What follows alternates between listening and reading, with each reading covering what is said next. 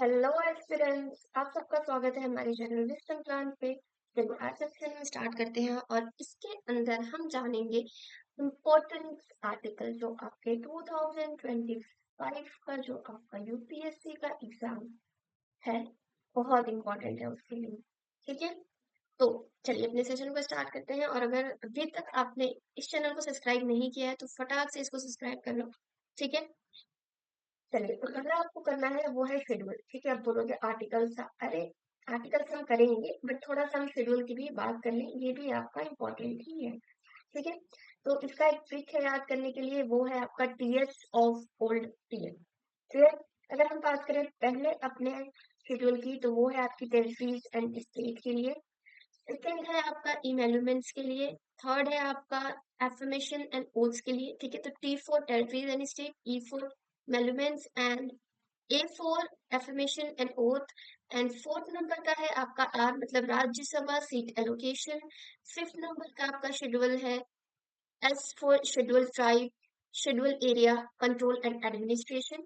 And six number का आपका है O for other tribal area in Tripura, Meghalaya, Assam and Mizoram. और ये वाला आर्टिकल जो है फिफ्थ और सिक्स, ठीक है, ये दोनों ही आपके लिए इम्पोर्टेंट है। आप बोलोगे क्योंकि अगर हम बात करें सिक्स नंबर की, ठीक है, बात करें सिक्स नंबर की, तो इसके अंदर लद्दाख जो अभी न्यूज में था, ठीक है, 2024 के, क्लियर, और मणिपुर, ठीक है, मणिपुर, ये दोनों ही ये दोनों ही एरिया क्या थे, न्यूज में थे। और ये रिलेटेड है आपके सिक्स से क्यों, क्योंकि लद्दाख जो है डिमांड कर रहा था उसको सिक्स शेड्यूल में डाल दिया जाए। ठीक है, और मणिपुर जो है यहाँ पे ये भी इम्पोर्टेंट होता है क्योंकि आपको पता है अगर हम बात करें सिक्स में आपके चार स्टेट आते हैं, टीएम और एएम। ठीक है, इसको याद करने का ट्रिक है टीएम और एएम मतलब त्रिपुरा, मेघालय, असम एंड मिजोरम। ठीक है, तो यहाँ पे आपका ये आ सकता है क्या मणिपुर है इसके अंदर, तो याद रखिएगा मणिपुर नहीं है। क्लियर, क्लियर, और इन दोनों में आपको याद रखना है कि ये त्रिपुरा, मेघालय, असम, मिजोरम, ठीक है, इन चारों को निकाल के जितने भी आपके ट्राइबल और शेड्यूल एरिया हैं वो किसके अंदर आते हैं, आपके फिफ्थ शेड्यूल के अंदर आते हैं। ठीक है, देन सेवेंथ नंबर का है आपका फेडरल लिस्ट, जिसके अंदर आपका यूनियन लिस्ट आता है, स्टेट लिस्ट आता है एंड कंकरेंट लिस्ट आता है। ठीक है, नेक्स्ट है आपका एट नंबर का जो कि है ऑफिशियल लैंग्वेज, और ये आपका होमवर्क है कि आपको चेक करना है। ठीक है, चेक नहीं करना है आपको, वो चेक करके लिखना है, ठीक है, अपनी नोट्स बनानी है। ठीक है, नोट्स बनानी है जिसके अंदर आपको लिखना है कि ऑफिशियल लैंग्वेज अभी कितने हैं और न्यूली कितने ऐड हुए हैं। ठीक है, क्लियर, अभी न्यू ऑफिशियल लैंग्वेज ऐड हुए हैं, इसीलिए मैंने आपको बोला कि ये आप एक बार फिर से जाके चेक कर लेना। ठीक है, नेक्स्ट है आपका नाइन्थ नंबर का जो कि है लैंड रिफॉर्म। क्लियर, देन है आपका टेंथ नंबर का जो कि है डिफेक्शन, और ये जो है आपका आया था 52 CAA के द्वारा। ठीक है, 52 कॉन्स्टिट्यूशन अमेंडमेंट एक्ट के द्वारा। और लैंड रिफॉर्म की बात करें तो ये आपका आया था फर्स्ट CAA के द्वारा। ठीक है, ये फर्स्ट CAA एंड जो टेंथ है आपका मतलब डिफेक्शन है वो आपके 52 CAA के अंदर आया था। ठीक है, मतलब कॉन्स्टिट्यूशनल अमेंडमेंट एक्ट। ठीक है, देन है आपका 11th नंबर का पंचायत, ये 73 CAA में आया था। ठीक है, मतलब आपका जब 73 कॉन्स्टिट्यूशनल अमेंडमेंट एक्ट हुआ था, ठीक है, इसको लाया गया था। देन 12th नंबर पे है आपका म्यूनिसिपालिटीज, ये आपके 74th के CAA के द्वारा आया था। ठीक है, ये चलिए फाइनली हम अपने आर्टिकल को स्टार्ट करते हैं। और आर्टिकल की बात करें तो इसमें सबसे पहले आपको पता होगा कि हमारे कॉन्स्टिट्यूशन जो है इसके अंदर आपकी शेड्यूल होते हैं, पार्ट्स होते हैं और आर्टिकल्स होते हैं। ठीक है, क्लियर, तो जो पार्ट्स है यहाँ पे कितने पार्ट्स है, 25 पार्ट है। ठीक है? और हर पार्ट के अंदर क्या है, आपके आर्टिकल्स है। ठीक है, जैसे कि अगर हम बात करें पार्ट वन की, ठीक है, पार्ट वन के अंदर वन से लेके फोर आर्टिकल है, मतलब वन से लेके फोर तक जितने भी आर्टिकल है वो आपके पार्ट वन में आते हैं, जो आपके यूनियन एंड इट्स टेरिटरी से डील करता है। ठीक है, इसके अंदर सिर्फ हम इम्पोर्टेंट आर्टिकल ही डिस्कस करेंगे, सारे आर्टिकल नहीं करेंगे। ठीक है, तो यहाँ पे इम्पोर्टेंट आपका है आर्टिकल नंबर 2 और आर्टिकल नंबर 3। जब आर्टिकल नंबर 2 की बात करें तो यहाँ पे है कि एडमिनिस्ट्रेशन, सॉरी, एडमिशन और स्टैब्लिशमेंट ऑफ न्यू स्टेट। ठीक है, यहाँ पे क्या बोला, एडमिशन और establishment of new state. New state मतलब कि फॉर एग्जांपल जैसे ये इंडिया की टेरिटरीज है, ठीक है। और यहाँ पे एक एरिया है जो इंडिया का पार्ट नहीं है, ठीक है। मैं बात कर रही हूँ 2024 में, एज्यूम कर रहे हैं, ठीक है, सिर्फ हम यहाँ पे एज्यूम कर रहे हैं, ठीक है। तो ये जो है एक एरिया है जो 2024 में इंडिया का पार्ट नहीं था, पता चला 2025 में, ठीक है, ये जो है इंडिया का पार्ट बन गया, ठीक है, इसका पार्ट बन गया, इंडिया का पार्ट बन गया। तो ये क्या है, हमारे लिए न्यू स्टेट है, ये पहले इंडिया का पार्ट नहीं था, ठीक है। तो इसको इंडिया का पार्ट बनाने के लिए हमें कौन सा आर्टिकल लगाएंगे, तो आर्टिकल 2 लगेगा यहाँ पे, ठीक है। नेक्स्ट आता है आर्टिकल 3 पे, formation of new state, alteration of area boundaries and name. इसमें क्या है, एग्जिस्टेंस जो होती है, ठीक है, existence of state with in India, ठीक है। मतलब जो इंडिया के अंदर, जैसे कि ये इंडिया में गुजरात है, ठीक है, गुजरात क्या है, अभी एग्जिस्ट करता है, ठीक है, क्लियर। अभी है, ये इंडिया का पार्ट ही है। मान लीजिए कल को, जैसे कि अभी आपने न्यूज में सुना होगा, भील साइड, भील साइड क्या डिमांड कर रही है कि हमें एक न्यू स्टेट चाहिए। मान लीजिए गवर्नमेंट जो है राजी हो जाती है और 2025 ही ले लेते हैं, इसके अंदर गुजरात को वो दो पार्ट में डिवाइड कर देती है। जो वो दो पार्ट में डिवाइड कर रही है, वो किसके अकॉर्डिंग कर रही है, आपके आर्टिकल 3 के अंदर। और जो न्यू स्टेट बना है, उसका नाम किसके अकॉर्डिंग चेंज कर रही है, तो आर्टिकल 2 के अकॉर्डिंग, ठीक है। बाउंड्री चेंज करना हुआ, एरिया चेंज करना हुआ, जैसे कि पहले यूपी और उत्तराखंड जो है साथ में थे, इनका डिवीजन कर दिया गया, ठीक है। तो ये भी किसके अकॉर्डिंग किया गया है, इस आर्टिकल के अकॉर्डिंग किया गया है, ठीक है, आर्टिकल नंबर 3। तो ये याद रखिएगा कि आर्टिकल नंबर 2 मतलब जो इंडिया में अभी तक इंडिया की टेरिटरीज नहीं थी, और आर्टिकल 3 मतलब जो इंडिया की टेरिटरीज थी, बस हम उसका नाम, बाउंड्री, ठीक है, ये सब चेंज कर रहे हैं, उसके लिए लगाया जाता है, ठीक है। अब आते हैं पार्ट 2 पे। पार्ट 2 की बात करें तो यहाँ पे जो है आपके 5 से लेके 13 आर्टिकल जो है आपके पार्ट 2 में आते हैं, और ये सिटीजनशिप से डील करते हैं, ठीक है। अगर हम बात करें आर्टिकल 6 की, तो यहाँ पे citizenship of migrant from Pakistan, ठीक है। आर्टिकल 7 की बात करें, citizenship of Indians who migrated to Pakistan, ठीक है। ये दोनों में डिफरेंस ये है कि वो इंसान जो पाकिस्तान से आए हैं, और वो सिटीजन जो इंडिया के थे, जो पाकिस्तान में क्या हुआ था, माइग्रेट हुए थे, clear. Then article number 8, citizenship for the Indian living abroad, मतलब वो इंडियन जो आपके अब्रोड रहे, जो यूएसए हुआ, ठीक है, या फिर आपका रशिया हुआ, सिंगापुर हुआ, ठीक है, क्लियर, मतलब कि जो आपके बाहर रह रहे हैं उनके लिए, ठीक है।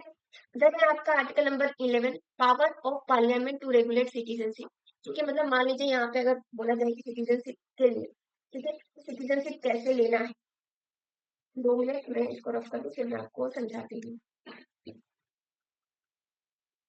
तो यहाँ पे अगर हम बात करें कि सिटीजनशिप की, तो मान लीजिए कि जो सिटीजनशिप कैसे मिलेगा, कितने टाइप ऑफ सिटीजनशिप होते हैं, ठीक है, और कौन से कंडीशन में आपकी सिटीजनशिप चली जाएगी, कौन डिसाइड करता है, तो ये पार्लियामेंट का काम है। किसका काम है, ये पार्लियामेंट का काम है, ठीक है। तो याद रखिएगा ये पार्लियामेंट का काम है, ना कि प्रेसिडेंट का, ना ही लोकसभा, ना ही राज्यसभा, ठीक है। ये अकेले अकेले काम नहीं कर सकते, ये तीनों जब मिल के काम करेंगे, ठीक है, तभी आपका क्या होगा, रेगुलेट होगा सिटीजनशिप के रिगार्डिंग जो भी आपका एक्ट होगा, क्लियर।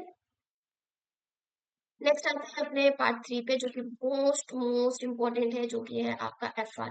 एफआर मतलब कि है आपका फंडामेंटल राइट, ठीक है। ये आपके 14 से लेके 36 आर्टिकल इसके अंदर आते हैं, क्लियर। अगर हम बात करें यहाँ पे 14 आर्टिकल की, तो राइट टू इक्वालिटी है, इसको हम आगे डिटेल में डिस्कस करेंगे, ठीक है। फिर article number 15, prohibition of discrimination. Then article number 16 है आपका equality in public employment. Then आपका article 19, six freedom of Indian citizen, जिसके अंदर आपका फ्रीडम ऑफ मूवमेंट भी आता है, ठीक है, freedom of speech and expression भी आता है, ठीक है। देन आपका article 21, right to life and personal liberty, ठीक है। और इसके अंदर जो आपका procedure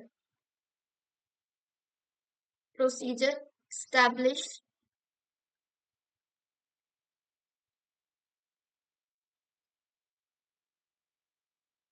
bye law, procedure establish by law जो है, ये जो है आपका आर्टिकल 21 ही है। और ये जो आपका है, ये जो मतलब ये जो पार्ट है आपका प्रोसीजर स्टैब्लिश बाय लॉ, ये कहाँ से लिया गया है, ये जापान से लिया गया है, क्लियर। तो इतनी इन्फॉर्मेशन होनी चाहिए कि मैंने कहा पूछ देता है कि, और ये आर्टिकल 21 तो बहुत ज्यादा है, बहुत बार पूछा गया है, ठीक है। प्रोसीजर स्टैब्लिश्ड बाय लॉ जो है, वो कहाँ से, कौन से आर्टिकल में आता है और कहाँ से लिया गया है, तो ये आपको याद रखना है, ये आर्टिकल 21 के अंदर आता है और ये जापान से लिया गया है, ठीक है, क्लियर। जिसको right to life and personal liberty भी कहते हैं। ये देन है आपका आर्टिकल 21A, जिसमें राइट टू एजुकेशन की बात की जाती है, और ये 86 कॉन्स्टिट्यूशनल अमेंडमेंट एक्ट के द्वारा इसको ऐड किया गया था। ठीक है, देन आता है आपका आर्टिकल 25 से लेकर 21, right to freedom of religion. And then आता है आपका आर्टिकल 32, जो कि मोस्ट मोस्ट इंपॉर्टेंट है, इससे भी क्वेश्चन आ चुका है। ठीक है, जिसको डॉक्टर B.R. अम्बेडकर ने कहा था कि ये heart and soul of the constitution है। क्लियर। और यहाँ पे एक और चीज आपको माइंड करना है कि यहाँ पे जो है आपका आर्टिकल नंबर 15, ठीक है, आर्टिकल नंबर 19, आर्टिकल नंबर 16, ठीक है, article number 29 and article number 30। ठीक है, ये 5 आर्टिकल जो है आपका, ये 5 आर्टिकल जो है आपके, ये सिर्फ इंडियन सिटीजन को ही अवेलेबल।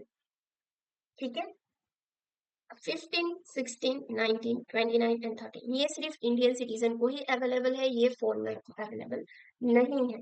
क्लियर। चलते हैं, अब आते हैं डिटेल में, तो बात करें राइट टू इक्वालिटी। ठीक है, राइट टू इक्वालिटी की बात करेंगे, जिसके अंदर आर्टिकल 14 से लेकर 18 तक आता है। इसके अंदर टोटल 5 आर्टिकल आते हैं। क्लियर।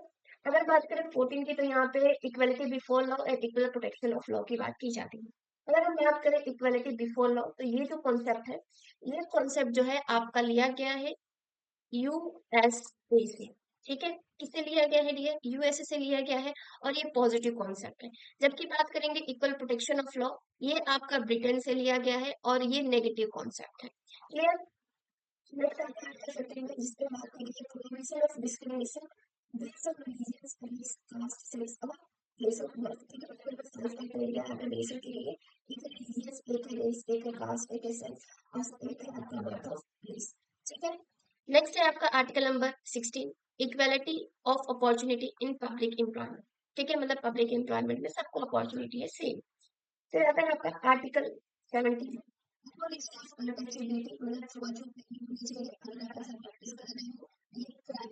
ठीक है। नेक्स्ट है आपका आर्टिकल नंबर 18, जो कि है एबोलिशन ऑफ टाइटल।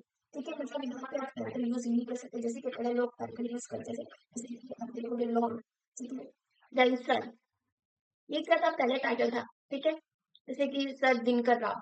ठीक है, ये क्या है, ये सर क्या है, ये टाइटल है। ठीक है, तो यहाँ पे क्या बोला है कि यहाँ पे आप टाइटल यूज नहीं कर सकते, सिर्फ एक्सेप्ट मिलिट्री और एकेडमिक। एकेडमिक मतलब जैसे आप प्रोफेसर लगाते हो। ठीक है, प्रोफेसर लगाते हो, सर लगाते हो। ठीक है, एकेडमिक, तो ये आपका राइट है। ठीक है, ये राइट है, मतलब ये आपका वैलिड है।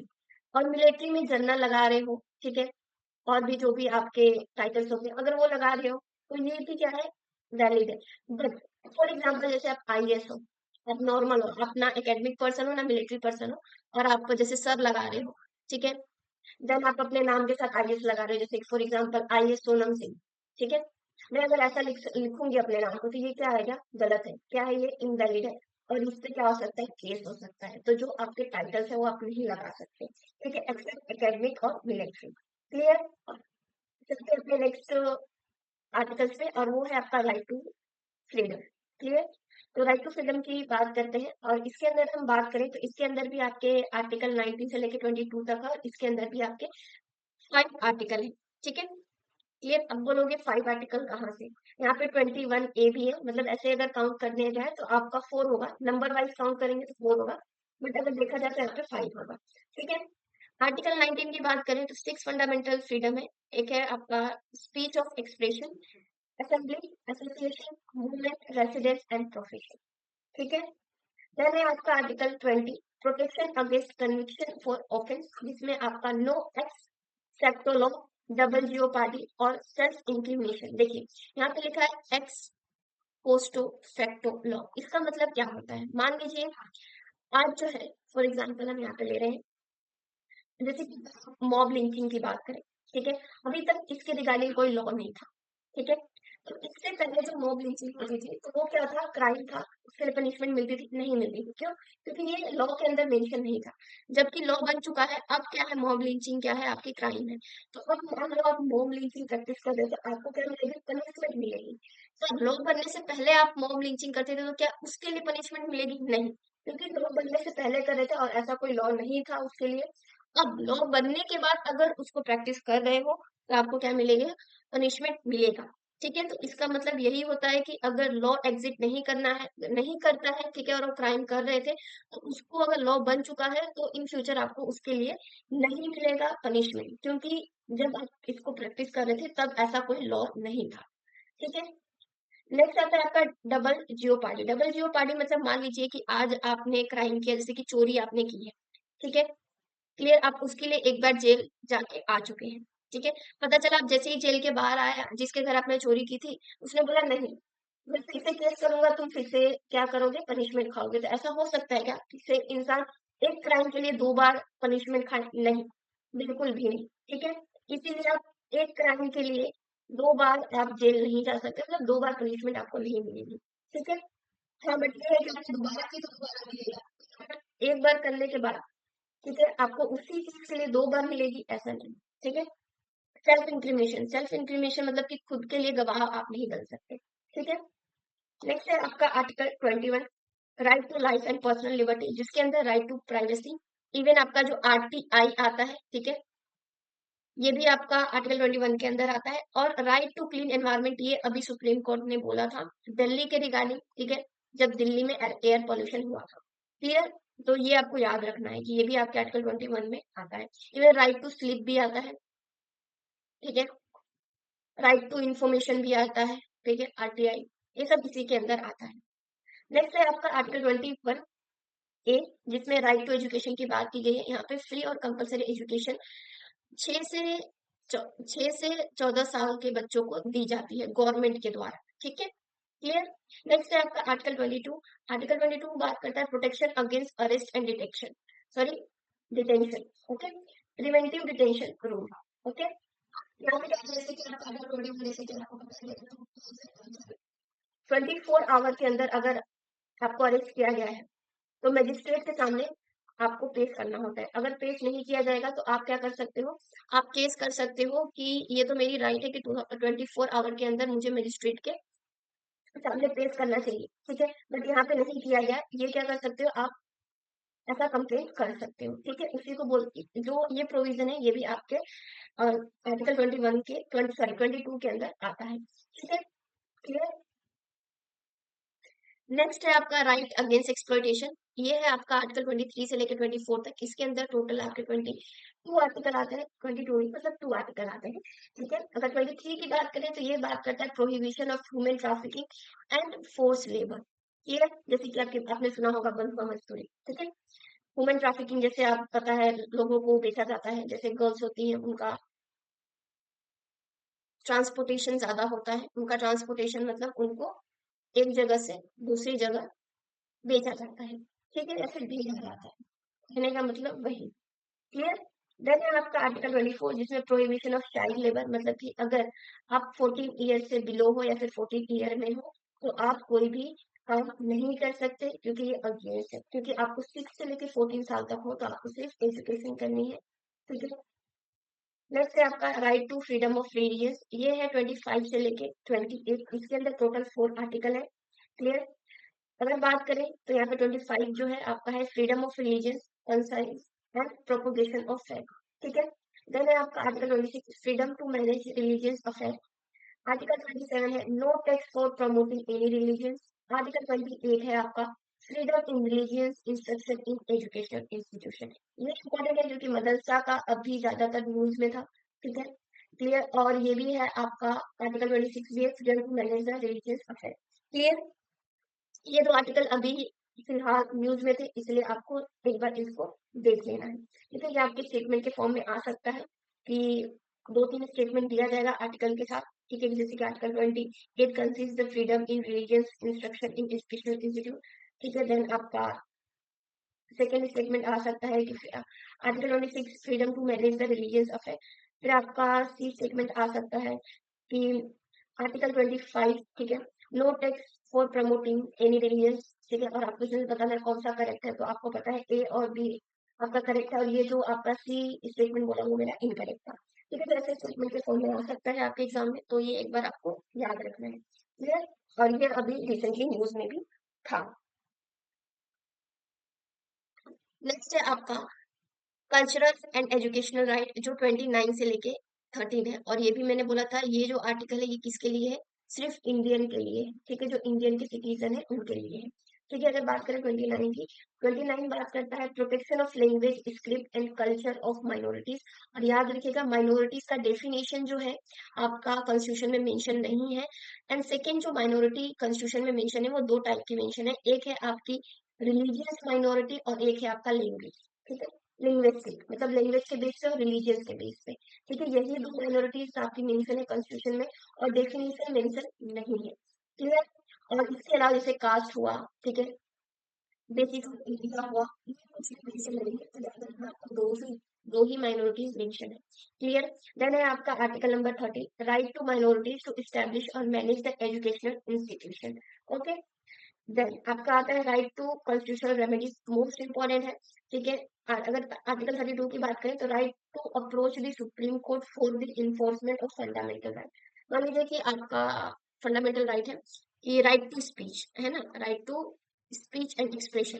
ठीक है, मान लीजिए कोई आपको बोलने नहीं दे रहा है या फिर आपको एक्सप्रेस कर रहे हो, जैसे कि प्रोटेस्ट कर रहे हो, तो वो क्या कर रहे हैं, आपको करने नहीं दे रहे, तो आप क्या कर सकते हो, आप जा सकते हो कहाँ पे, सुप्रीम कोर्ट के पास। ठीक है, डायरेक्टली सुप्रीम कोर्ट के पास जा सकते हो। ठीक है, क्योंकि सुप्रीम कोर्ट क्या है, आपका फंडामेंटल राइट का क्या है, गार्डियन। ठीक है, क्लियर। जैसे आपके घर का एक गार्ड होता है, वैसे ही हमारे जो कॉन्स्टिट्यूशन है उसका भी एक गार्डियन है, वो है आपका सुप्रीम कोर्ट। ठीक है, this article is called the heart and the soul of the constitution by doctor B R Ambedkar. ये तो हमने पहले ही देख लिया। अगर हम बात करें तो supreme court 5 types of writs जारी करता है। ठीक है, पहला है आपका habeas corpus, produce the body. ठीक है, ये है आपका अगेंस्ट इलीगल डिटेंशन। देन है आपका mandamus, order to perform duty. Then है आपका prohibition, order to stop excess jurisdiction. Okay. Then है आपका certiorari, order to transfer a case to a higher authority. मतलब कि मान लीजिए आपकी हाई कोर्ट है, वो डिस्ट्रिक्ट कोर्ट को बोल सकती है कि लाओ तुम मुझे अपना ये वाला केस दे दो। ठीक है, तो ऐसा आप ट्रांसफर कर सकते हैं। फिर आता है quo warranto, order to remove an illegally appointed person. Okay, तो यहाँ पे आपके 5 लीड्स है और ये 5 लीड्स आपको याद करनी है और इसका मतलब क्या होता है यहाँ पे लिखा गया है, ये भी आपको क्या करना है, याद करना है। क्लियर। और यहाँ पे है आपकी 226 आर्टिकल, हाई कोर्ट जो है, ठीक है, हाई कोर्ट भी आपकी रीट जारी कर सकती है बाय आर्टिकल 226, और जो आपकी सुप्रीम कोर्ट है बाय आर्टिकल 32 ये रीट जारी कर सकती है। ठीक है, क्लियर। नेक्स्ट, अगर नेक्स्ट की बात करें तो यहाँ पे जो है आपका है पार्ट 4, और जो पार्ट 4 है वो आपका डीपीएसपी है, मतलब directive principle of state policy. इसके अंदर 36 से लेकर 51 आर्टिकल है। अगर हम 39 आर्टिकल की बात करें तो यहाँ पे बात होती है प्रिंसिपल ऑफ सोशल जस्टिस की। देन है आपका आर्टिकल 14, ऑर्गेनाइजेशन ऑफ पंचायत। ठीक है, क्लियर। और ये जो है आपका गांधीयन प्रिंसिपल है। क्लियर। देन है आपका 44, यूनिफॉर्म सिविल कोड। देन है आपका article 48, organisation of agriculture and animal husbandry. Then है आपका आर्टिकल 51 ए। ठीक है, यहाँ पे लिख दिया है 51 ए जो कि फंडामेंटल ड्यूटीज है। एग्जैक्टली ये आर्टिकल यहाँ पे नहीं आएगा। ठीक है, क्लियर, ये वाला आपका नहीं आएगा। ये आपका जो है ये पार्ट 4 ए में आता है। ठीक है, किसमें आता है, ये पार्ट 4 ए में आता है। क्लियर, ये याद रखिएगा फंडामेंटल जो ड्यूटीज है 51 ए। ठीक है, ये आपका पार्ट 4 ए में आता है और आपका आर्टिकल 51 ए में है। ठीक है, यहाँ पे टोटल आपकी 11 फंडामेंटल ड्यूटीज है। क्लियर, और इसको 42 सीएए के द्वारा ऐड किया गया था, 42 कॉन्स्टिट्यूशन अमेंडमेंट एक्ट के द्वारा ऐड किया गया था। और इस अमेंडमेंट एक्ट को हम मिनी कॉन्स्टिट्यूशन भी कहते हैं। ठीक है, और इसी में भी आपका जो प्रियम्बल है, ठीक है, प्रियम्बल को भी इसी कॉन्स्टिट्यूशन अमेंडमेंट एक्ट के अंदर जो है चेंज किया गया था। चेंज किया गया था मतलब यहाँ पे 3 वर्ड ऐड किए गए थे। ये 3 वर्ड कौन से ऐड किए गए थे आपको बताना है। ठीक है, ये भी आपका क्या है, HW है। क्लियर, तो ये चीज जो है आपका यही पे मेंशन है। ठीक है, क्योंकि यहाँ पे जो है नेक्स्ट है आपका पार्ट 5, तो पार्ट 4 ए भी आता है, तो ये आपको याद रखना है। ठीक है, नेक्स्ट है आपका पार्ट 5 जो आपका आर्टिकल 52 से 151 तक है। क्लियर, इसके अंदर अगर प्रेसिडेंट, पार्लियामेंट, एग्जीक्यूटिव आता है। अगर बात करें आर्टिकल 53 की तो यहाँ पे बात की जाती है एग्जीक्यूटिव पावर ऑफ यूनियन की। देन है आपका आर्टिकल 61, इम्पीचमेंट ऑफ प्रेसिडेंट, ठीक है। इसमें आपको ये याद रखना है कि इम्पीचमेंट ऑफ प्रेसिडेंट है, उसका प्रोसीजर क्या है। ठीक है, क्लियर। प्रोसीजर आपको मोस्ट इम्पोर्टेंट है। ठीक है, कि क्या प्रोसीजर इसमें अडॉप्ट किया जाता है, एक बार आपको ये देखना है। ठीक है, और आर्टिकल भी आपको याद रखना है कि आर्टिकल 21 के अंदर ये मेंशन किया गया है। नेक्स्ट है आपका article 52, sorry 72, pardoning power of president. ठीक है, clear. Pardoning power of president, इसमें भी आपको याद रखना है कि कितने टाइप ऑफ आपकी पार्डनिंग पावर होती है, मतलब कौन सी कितने टाइप ऑफ होती है। ठीक है, और सबका मीनिंग क्या होता है। क्लियर। नेक्स्ट है आपका article 75, appointment of prime minister and council of minister. Then है आपका आर्टिकल 110, मतलब 110, इसमें आपकी मनी बिल की बात की जाती है, और मनी बिल सिर्फ लोकसभा में ही आपका इंट्रोड्यूस हो सकता है। ठीक है, अगर बात करेंगे मनी बिल पे किसकी सबसे ज्यादा राइट होती है, तो ये लोकसभा के पास ज्यादा पावर होती है एज कम्पेयर टू राज्यसभा। ठीक है, राज्यसभा के पास ऐसा समझो कोई भी पावर नहीं होती है रिगार्डिंग मनी बिल। ठीक है, देन है आपका आर्टिकल 112, मतलब 112, जिसमें आपकी यूनियन बजट की बात की जाती है। ठीक है, क्लियर। और ये जो यूनियन बजट है, यहाँ पे आपका यूनियन बजट मेंशन नहीं है, यहाँ पे आपका फाइनेंशियल स्टेटमेंट है। ठीक है, क्लियर, फाइनेंशियल स्टेटमेंट। तो ये याद रखिएगा कि आपके कॉन्स्टिट्यूशन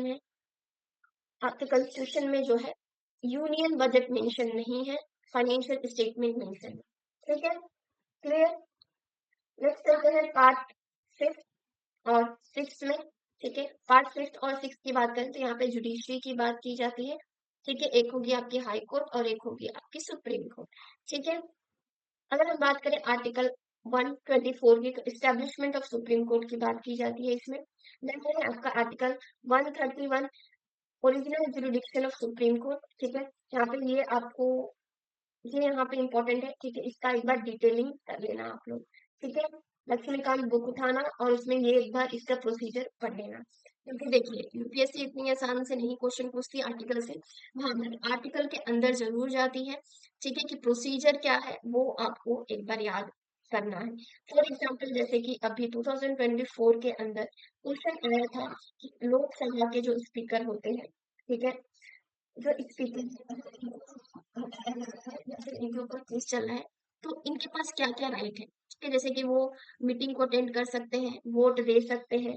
ठीक है, क्लियर। क्या या फिर इनके ऊपर केस कितने जो महीने तक है नहीं चल सकता, या फिर कितनी, अगर केस चल रहा है तो इनको कितनी प्रायर परमिशन जो है लेनी पड़ती है। ये सबको रिगार्डिंग पूछा था। ठीक है, स्टेटमेंट के फॉर्म में पूछा था। ठीक है, 3 से 4 स्टेटमेंट दिए गए थे, 2024 का ही ये क्वेश्चन है। ठीक है, क्लियर। तो इसीलिए मैं आपको बोल रही हूँ कि जो भी मैंने आर्टिकल भी मेंशन की थी, इसकी डिटेलिंग करनी है आपको, तो आपको करनी है डिटेलिंग। ठीक है, जैसे कि आर्टिकल 131, ठीक है, ये आपको देखना है कि सुप्रीम कोर्ट की ओरिजिनल जुरिडिक्शन क्या है, कौन सी ओरिजिनल जुरिडिक्शन है। ठीक है, क्लियर। और इसके पहले मैंने आपको बताया था regarding pardoning power of president की इसमें कितने टाइप है और इसके अंदर क्या क्या है, और इसमें और इम्पीचमेंट का भी बताया था कि इसके अंदर प्रोसेस क्या होता है, ये आपको एक बार देखना है। ठीक है, क्लियर। नेक्स्ट है आपका आर्टिकल 136, जिसके अंदर स्पेशल लीव पिटीशन की बात की जाती है। देन है आपका आर्टिकल 141, ठीक है, supreme court ruling are binding on other court. Then है आपका आर्टिकल 226, जिसके अंदर हाई कोर्ट के पास पावर होती है रिट्स जारी करने के लिए, तो ये तो मैं आपको पहले ही बता चुकी हूँ। ठीक है, नेक्स्ट चलते हैं हमारे स्पेशल प्रोविजन और अमेंडमेंट के रिगार्डिंग। ठीक है, अगर हम इसकी बात करें तो आर्टिकल आपका 280 है, जो कि फाइनेंस कमीशन की बात करता है। ठीक है, देन है आपका आर्टिकल 312, जो ऑल इंडियन सर्विस की बात करता है, जिसकी आप प्रिपरेशन कर रहे हो यूपीएससी के अंदर, जैसे कि आईएएस, ठीक है, आईपीएस और आईएसएस के लिए। ठीक है, देन है आपका article 324, election commission of India. ठीक है, इसका इम्पोर्टेंट बहुत है, क्योंकि 2024 का इलेक्शन हुआ था। ठीक है, जिसमें आपको पता है जो बॉन्ड होती है, इलेक्टोरल बॉन्ड, ठीक है, इसको अनकॉन्स्टिट्यूशनल घोषित किया गया है। तो यहाँ पे आपका इलेक्शन कमीशन को अपॉइंटमेंट कौन करता है ये भी देखना है, इसमें भी चेंज किया गया है। ठीक है, then model code of conduct जो होता है, ठीक है, एमसीसी, ठीक है, मॉडल कोड ऑफ कंडक्ट, इसके अंदर क्या क्या होते हैं फीचर्स, ठीक है। अगर मॉडल कोड ऑफ कंडक्ट लग गया है तो आप क्या नहीं कर सकते, ठीक है। क्लियर। और सिंबल एलोकेशन, ठीक है, सिंबल एलोकेशन को भी आपको ध्यान में रखना है क्योंकि ये भी न्यूज में था महाराष्ट्र के रिगार्डिंग, ठीक है। क्लियर। तो जो आपका ये आर्टिकल 324 है, ये जो है बहुत इंपॉर्टेंट है आपके 2025 के एग्जाम के रिगार्डिंग, ठीक है। तो आपको जो मैंने डिटेल बताई है अभी वो जाके एक बार रीड कर लेना है, ठीक है। कि model of conduct, mode mode of codal, sorry, ठीक है, इलेक्टोरल बॉन्ड और मोड ऑफ कंडक्ट जो है मॉडल कोड ऑफ कंडक्ट, ठीक है। ये जो है ये दोनों आपको एक बार चेक कर लेना है और जो इसके अंदर इलेक्शन कमीशन को अपॉइंटमेंट करने का जो प्रोसीजर है वो भी एक बार आपको गो थ्रू कर लेना है। क्लियर। नेक्स्ट है आपका आर्टिकल 356 जिसके अंदर प्रेसिडेंट रूल की बात की जाती है और अभी रिसेंटली लगा है मणिपुर के अंदर, ठीक है। क्लियर। तो इसको एक बार चेक कर लेना, इसके अंदर आपका 356 आता है और एक आता है आपका 365, ठीक है। ये दोनों ही प्रेसिडेंट रूल की बात करते हैं। अगर हम बात करें 356 की तो इसके अंदर अगर आप मशीनरी सही से काम नहीं कर रही है, ठीक है, तो आपका लगता है। और 365 में जब आपकी स्टेट जो है सेंटर के अकॉर्डिंग नहीं चलती है, ठीक है, देन ये आपका लगता है, ठीक है। तो यहाँ पे दो आर्टिकल होते हैं। क्लियर। यहाँ पे वन आर्टिकल मेंशन किया गया, एक और आर्टिकल याद रखिएगा 367, ठीक है। नेक्स्ट है आपका आर्टिकल 370, ठीक है। अगर 370 की बात करें तो यहाँ पे special status of Jammu and Kashmir की बात की गई है जो कि आपको पता है 2019 के अंदर इसको हटा दिया गया, ठीक है। और इसके अंदर आपका एक और आर्टिकल आता है 352, ठीक है, जो आपका बात करता है नेशनल इमरजेंसी की, तो ये भी याद रखना है नेशनल इमरजेंसी, ठीक है। और एक और बताइए कि 25 जून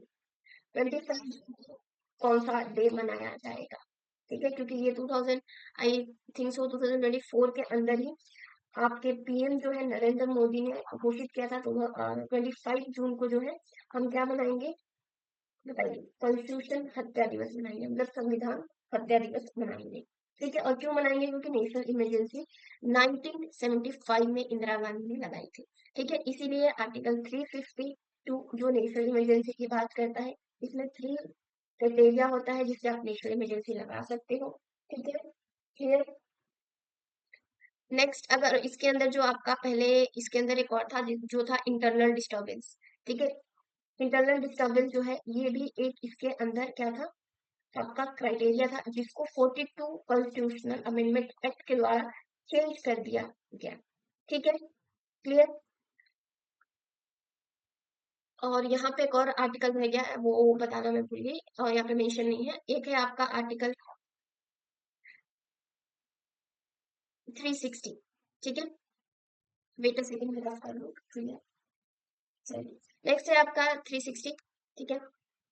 जो 360 है ये भी इमरजेंसी की बात करता है और ये किसकी बात करता है, फाइनेंशियल इमरजेंसी की, ठीक है। फाइनेंशियल इमरजेंसी की बात करता है और ये एक भी बार हमारे इंडिया में नहीं लगा है। आप बोलोगे 1991 में, अरे ये फाइनेंशियल क्राइसिस था, ठीक है। क्या था हमारा, फाइनेंशियल क्राइसिस था, ठीक है।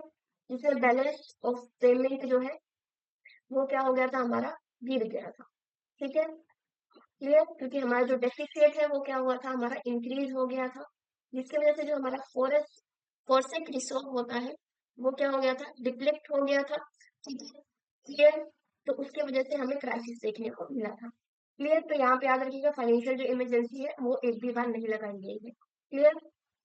अगर यहाँ पे बात करें कि प्रेसिडेंट रूल पहली बार कहाँ पे लगा था, तो याद रखिएगा प्रेसिडेंट रूल जो है पहली बार पंजाब में लगा था, ठीक है। प्रेसिडेंट रूल मतलब आर्टिकल आपके 356 की बात की जा रही है, ठीक है। चलिए अब चलते हैं नेक्स्ट में। नेक्स्ट है आपका लोकल गवर्नमेंट एंड शेड्यूल्स की। तो आपका आर्टिकल 340 सॉरी 243 है, ठीक है, जिसमें पंचायती राज सिस्टम की बात की जाती है जिसको 73 कॉन्स्टिट्यूशन अमेंडमेंट एक्ट के द्वारा ऐड किया गया था जो कि आपके 11 शेड्यूल में आता है। नेक्स्ट है आपका आर्टिकल 43W जिसके अंदर पावर ऑफ म्यूनिसिपैलिटीज की बात की जाती है, ठीक है। और ये जो है आपका 74 CAA के द्वारा ऐड किया गया था और ये जो है आपके 12th शेड्यूल के अंदर आते हैं, ठीक है। क्लियर। तो यहाँ पे जो है हमारा आज का जो इम्पोर्टेंट आर्टिकल था, ठीक है, वो यहाँ पे कंप्लीट होता है और जितने भी आपको आर्टिकल इंपॉर्टेंट बोला है, जिसके अंदर मैंने बोला कि डिटेल में जाके एक बार देखना है, तो आई रिक्वेस्ट यू कि प्लीज आप उसमें जाके देख लेना, नहीं तो आफ्टर एग्जाम आप पछताओगे, ठीक है, कि नहीं देखा। ठीक है, आपको पता है यूपीएससी हो या फिर आपकी स्टेट पीसीएस हो, वो डायरेक्ट आपके आर्टिकल्स पे क्वेश्चन नहीं पूछेगी, वो डिटेल में जाएगी। ठीक है, और पूछेगी भी तो डायरेक्टली आपकी स्टेटमेंट के फॉर्म में आएगा, और आपको पता है एक स्टेटमेंट नहीं आएगा, दो तीन आएगा। ठीक है, तो डिटेल कर लेना। ठीक है, और अभी तक आपने अगर हमारे चैनल को लाइक शेयर सब्सक्राइब नहीं किया है तो फटाक से पहले सब्सक्राइब कर लो, ठीक है, फिर इस सेशन को लाइक करो और अपने दोस्तों के साथ शेयर करो। ठीक है, और ऐसे ही पढ़ाई करते रहो। मिलते हैं नेक्स्ट लेक्चर में, जिसके अंदर हम डिस्कशन करेंगे इम्पोर्टेंट कॉन्स्टिट्यूशनल अमेंडमेंट एक्ट। ठीक है, तब तक अपना ध्यान रखिए। Bye bye.